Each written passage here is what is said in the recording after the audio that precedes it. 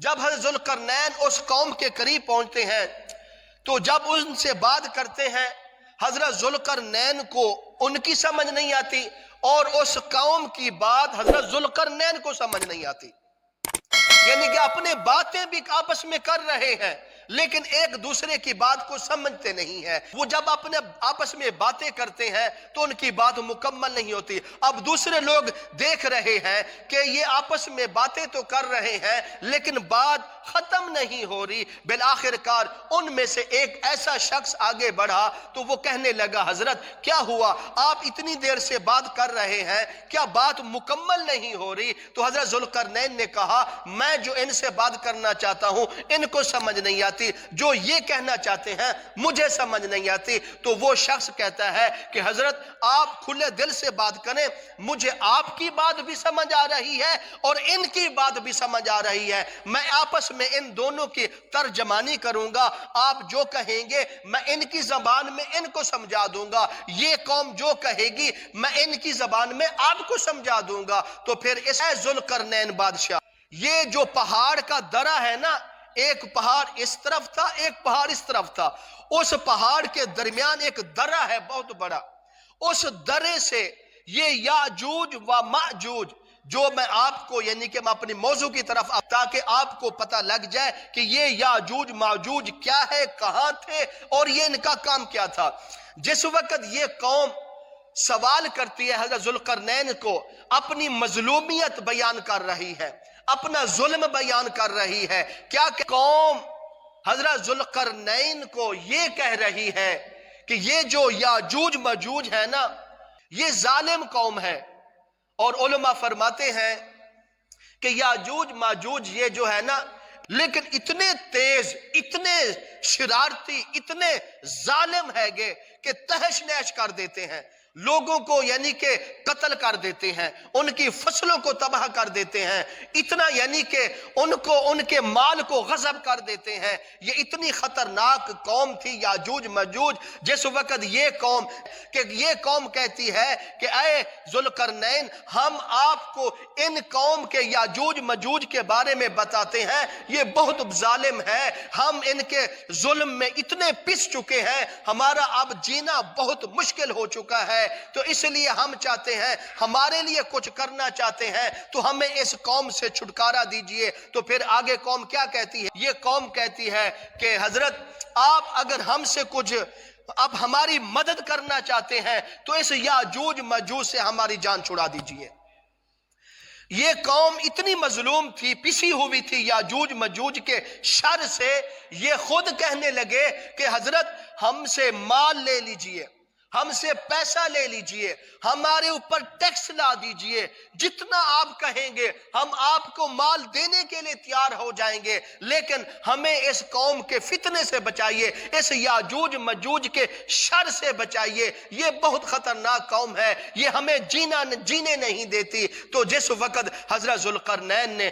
اس قوم کی مظلومیت کو سنا کہ اتنا ظلم ان پر ہو رہا ہے، اتنی زیادتی ہو رہی ہے، تو پھر حضرت ذوالقرنین خود کہتے ہیں کہ گھبراؤ نہیں، میں آپ سے مال نہیں لینا چاہتا، میں آپ سے دولت نہیں لینا چاہتا، بس آپ صرف ایک کام کریں، بس اپنی طاقت، صرف آپ میرے ساتھ مل کر کام کریں، اپنی جسمانی طاقت مجھے مہیا کریں، اب ان کا بندوبست میں کرتا ہوں۔ جس وقت ساری قوم نے متفقہ فیصلہ کر لیا کہ ذوالقرنین ہم آپ کے ساتھ ہیں، جو کام ذمہ لگائیں گے ہم سب کریں گے، لیکن ہماری یہ شرط ہے کہ یاجوج ماجوج سے ہمیں بچایا جائے۔ تو اس کے بعد حضرت ذوالقرنین نے کیا کہا؟ فرمایا کہ آپ ایسا کریں کہ لوہے کے بڑے بڑے تخت لے کے آئیں۔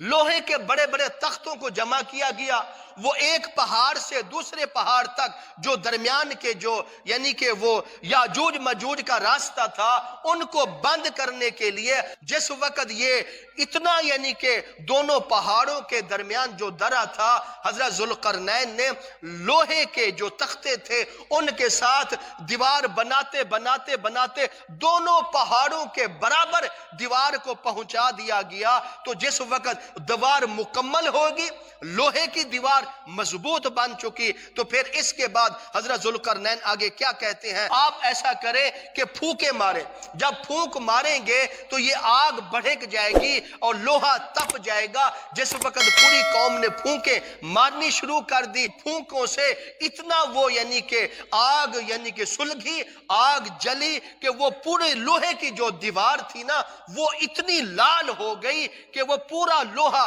जो। इसके बाद हजरत जुल्करनैन ने कहा अब तांबा लेके आए,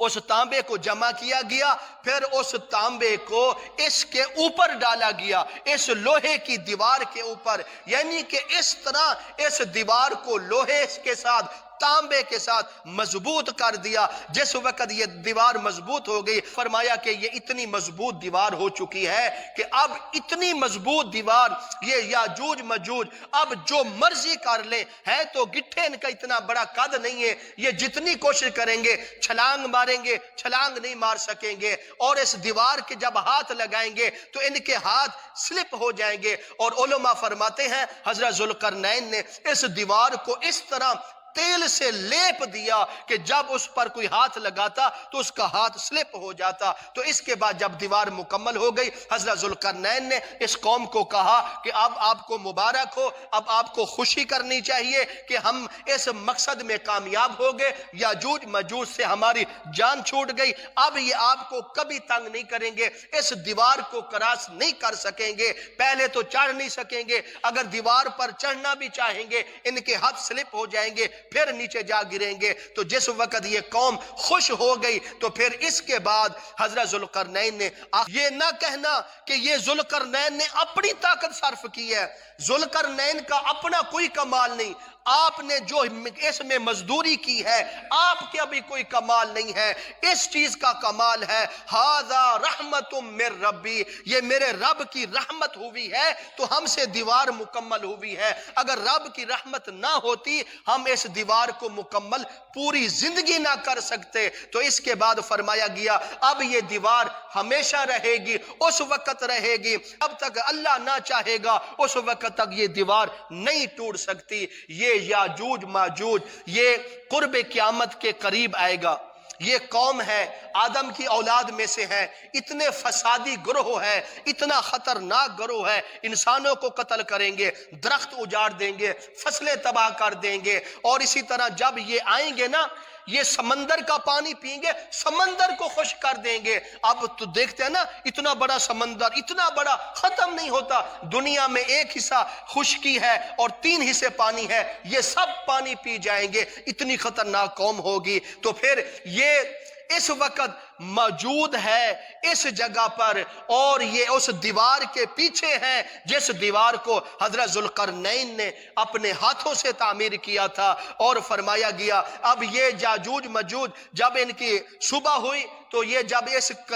इस कौम को यानी कि मारने के लिए आए, आगे देखा दीवार बनी हुई है, याजूज मजूज कहने लगे लगता है हमारे ऊपर कोई बड़ा दुश्मन आ गया है, उसने ये दीवार को इतना मजबूत कर दिया हम अब आगे जा ही नहीं सकते। उन्होंने कहा हम कोशिश करेंगे, आगे जा नहीं सकते लेकिन कोशिश ये करते हैं। याजूज मजूज ने उनका जो बड़ा था उन्होंने कहा आप ऐसा करें इस दीवार को चाटना शुरू कर दें, चाटते रहें और फिर एक न एक दिन तो ये दीवार खत्म हो जाएगी। और फिर ये अब रोजाना ये सुबह होती है याजूज मजूज निकलते हैं इस दीवार को चाटना शुरू कर देते हैं। जब शाम होती है हत्ता के जब सूरज गुरूब होने लगता है और सूरज की किरणें उस दीवार के पार हो जाती हैं और देखते हैं अब दीवार बिल्कुल खत्म हो चुकी है, थोड़ी सी बच चुकी है, चल हम अब छोड़ते हैं, सुबह को आएंगे फिर आगे दीवार तोड़कर हम आगे चले जाएंगे। लेकिन जब दूसरे दिन आते हैं पहले दिन से दीवार फिर ज्यादा मजबूत हो जाती है। अगर ये अल्लाह की करम नवाजी ना होती तो ये दीवार जो जुल्करनैन ने अपने हाथों से बनाई है पहले कितने अरसे पहले ये दीवार खत्म हो जाती। अब अल्लाह की करम है, अल्लाह की यानी कि करम नवाजी के साथ ये दीवार अब कायम है, मुकम्मल है। उस वक्त ये दीवार टूटेगी जब अल्लाह का हुक्म होगा। तो उलमा फरमाते हैं जब ये दीवार टूटेगी ये याजूज मजूज निकलेंगे, तहश नहश दुनिया کو کریں گے تو اس وقت زمانہ حضرت عیسیٰ علیہ السلام کا ہوگا۔ یہ قرب قیامت کی بڑی نشانیوں میں سے ہے۔ سب سے پہلی نشانی حضرت امام مہدی تشریف لے آئیں گے، جس کے بارے آپ سن چکے ہیں۔ پھر اس کے بعد حضرت یعنی کہ عیسیٰ علیہ السلام کا نزول ہوگا۔ پھر اس کے بعد دجال آئے گا، دجال کو حضرت عیسیٰ علیہ السلام قتل کریں گے۔ پھر اس کے بعد اس یاجوج مجوج کا پھر فتنہ کھڑا ہوگا۔ جب یہ پھیلے گی دنیا میں، حضرت عیسیٰ علیہ السلام جو مومن لوگ ہوں گے ان کو، ایمان والوں کو یعنی کہ پہاڑ پر چڑھا دیں گے۔ ایک بہت بڑا پہاڑ ہوگا، علماء فرماتے ہیں کوہ طور پر چڑھ جائیں گے۔ تو اس وقت حضرت عیسیٰ علیہ السلام ایک دعا کریں گے، پروردگار اس قوم سے ہمیں نجات دیجئے۔ جس وقت دعا قبول ہوگی حضرت عیسیٰ علیہ السلام کی، تو اس یاجوج ماجوج میں ایک ایسی گردن میں پھنسیاں بنیں گی، پھوڑے بنیں گے، اور ان پھوڑوں کی وجہ سے یہ یاجوج ماجوج ہلاک ہو جائیں گے، سب کے سب مر جائیں گے۔ اب اتنا ان کی تعداد ہوگی کہ ایک ہاتھ یعنی کہ زمین پر رکھنے کی بھی جگہ نہیں ہوگی، ایک دوسرے کے ساتھ جڑے ہوں گے، پوری زمین پر یہ پھیلے ہوئے ہوں گے۔ تو اس وقت حضرت عیسیٰ علیہ السلام دعا کریں گے، اللہ تعالیٰ کی طرف سے ایک بڑے بڑے پرندے آئیں گے، اور وہ پرندے ان کو یاجوج مجوج کو اٹھا کر سمندر کے کنارے پر پھینک دیں گے۔ اس کے بعد ایک بہت بڑی بارش ہوگی، اور اس بارش سے اس زمین کا صفایا ہو جائے گی۔ اس بارش کے بعد پھر اللہ تعالیٰ کی رحمتہ ہومنگیاں، برکتہ ہومنگیاں، اور اتنیاں بہارہ ہومنگیاں، مال بھی اضافہ ہو جائے گا، دولت بھی زیادہ آ جائے گی، اور امن والا ماحول ہوگا، ساری دنیا سکون میں ہوگی، اب کوئی تکلیف نہیں ہوگی۔ لیکن میں چاہتا ہوں کہ اسی طرح اس موضوع کے ساتھ ساتھ میں آپ کے سامنے حضرت عیسیٰ علیہ السلام کے بھی قرآن کی روشنی میں آپ کے سامنے تفصیل کے ساتھ میں اس چیز کے بے عرض کروں۔ حضرت عیسیٰ علیہ السلام کتنی عظمت والے پیغمبر ہیں، کتنے مقام والے ہیں، اللہ نے ان کو کتنا مرتبہ دیا ہے۔ انشاءاللہ اگلے جمعے سے حضرت عیسیٰ علیہ السلام کی ابتدائی چیزیں بیان کریں گے۔